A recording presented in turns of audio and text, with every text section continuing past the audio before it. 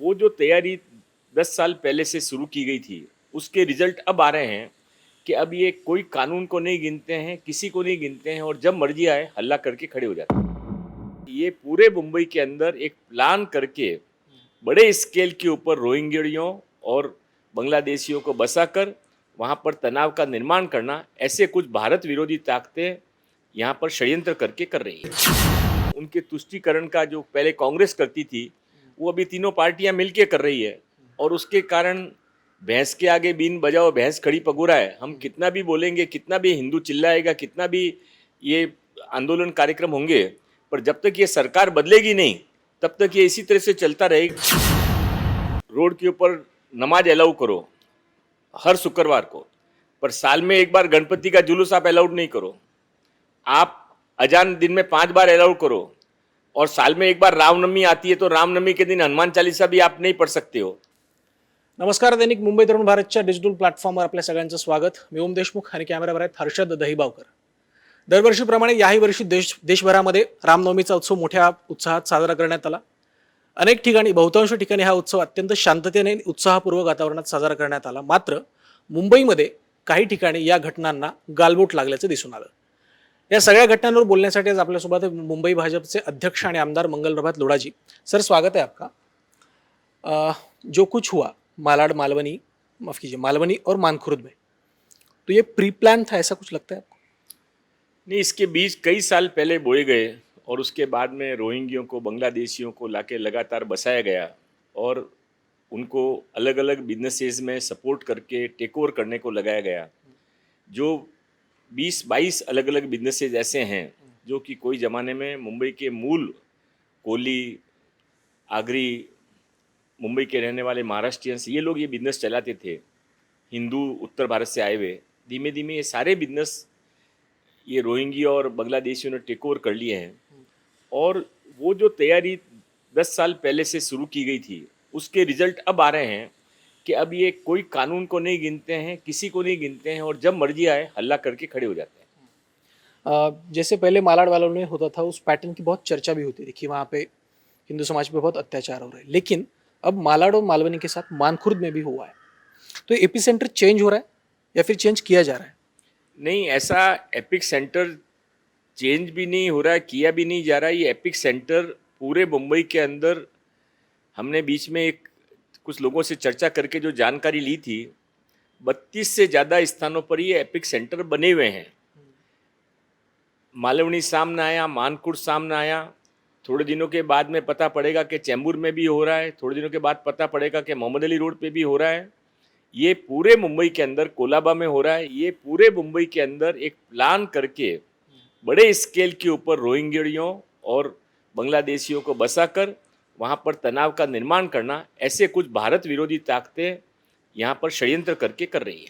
आपने इन सब घटनाओं का, मालाड और मालवनी की स्पेसिफिकली घटनाओं का, इसका उल्लेख वारंवार इसलिए हो रहा है क्योंकि ये बहुत दिनों से चल रहा है. आपने इन दोनों घटनाओं का, दोनों जगह पे जो कुछ घटनाएं हो रही है, उसका विधानसभा में बार बार उल्लेख किया था. इस सत्र में भी किया था, पिछले सत्र में भी किया था. लेकिन एक एमएलए ने इतनी बार एक मुद्दा उठाने के बावजूद भी उसके ऊपर कोई एक्शन अगर ना हो तो ये किसके संकेत है? क्या मतलब ये इंडिकेट क्या करना नहीं, है? ये ऐसा है कि जब जो सरकार अभी बैठी है, उनको बांग्लादेशियों के, रोहिंग्यों के वोटों के बिना उनका चलने वाला नहीं है। जो उनका ओरिजिनल वोट बैंक था, ऐसा उनको लगता है कि अब वो हमारे साथ में रहा नहीं है और इसके लिए उनके तुष्टीकरण का जो पहले कांग्रेस करती थी, वो अभी तीनों पार्टियां मिलके कर रही है और उसके कारण भैंस के आगे बीन बजाओ भैंस खड़ी पगुरा है। हम कितना भी बोलेंगे, कितना भी हिंदू चिल्लाएगा, कितना भी ये आंदोलन कार्यक्रम होंगे, पर जब तक ये सरकार बदलेगी नहीं तब तक ये इसी तरह से चलता रहेगा और इसके लिए अब इसका एक पूर्ण युद्ध की तैयारी हो रही है, जिसके अंदर लोकतांत्रिक तरीके से ये सरकार बदली जाएगी तो ही मुंबई के अंदर धर्म सुरक्षित रहेगा, संस्कृति सुरक्षित रहेगी। अब जिन जो घटनाएं 2-3 हुई हिंसा और तनाव की, तो उनमें जिस प्रकार से पुलिस ने अपनी भूमिकाएं निभाई, उसके ऊपर कई लोग सवाल उठा रहे कि पुलिस ने ऐसा किया वैसा किया. तो पुलिस की भूमिका के ऊपर आपको क्या लगता है कि पुलिस ने सही किया जो कुछ किया? पुलिस ने बिल्कुल गलत किया, न केवल इस घटना में बल्कि पूरी मुंबई पुलिस अभी पॉलिटिकली मोटिवेटेड अपने आकाओं के कहने से चलती है। हम आरती करने को जाएंगे तो भी एफआईआर लेंगे, वो मारामारी करेंगे तो भी उनको जवाई की तरह बिठाकर मंत्रालय में बिठाया जाएगा उनको पुलिस स्टेशन पे बिठाया जाएगा, सम्मान दिया जाएगा, ये सब देख रहा है। सारा मुंबईकर इसको देख रहा है, पर समय आने का इंतजार कर रहा है, ब्याज के साथ इसका हिसाब चुकाया जाएगा। स्पेसिफिकली 2-3 साल में, 2 से ढाई साल में, जैसे जैसे इस सरकार का इस राज्य में स्थापना हुई है, हिंदू सुनाओं को, हिंदू सन उत्सवों को टारगेट किया जा रहा है, ऐसा बोला जाता है।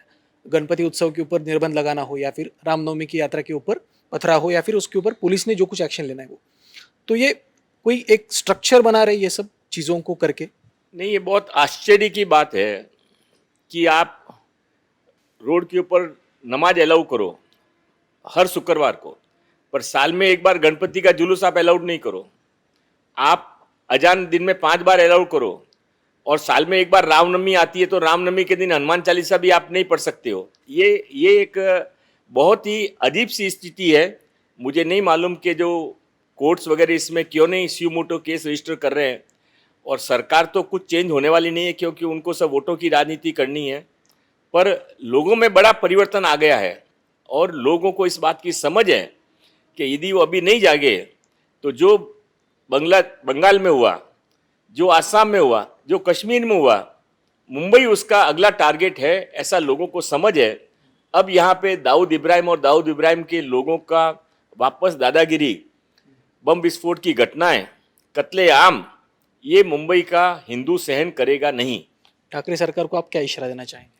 ठाकरे सरकार को सब समझ है कि क्या चल रहा है, पर उनके सहमति के बिना होम मिनिस्टर, डिपार्टमेंट या पुलिस कुछ नहीं कर सकती है।